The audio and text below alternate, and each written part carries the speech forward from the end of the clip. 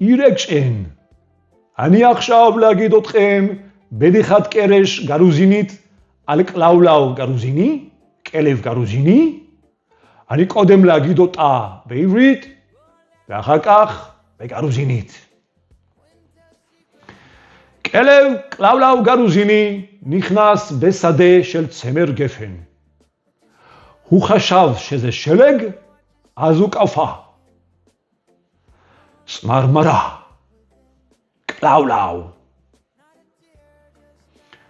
צר לי שבידה במביס חנשי. טוב לי הגונה, דגייך אינה. שקר גזר לו. זה אומרת, אתה אדם כלבלבי היטב.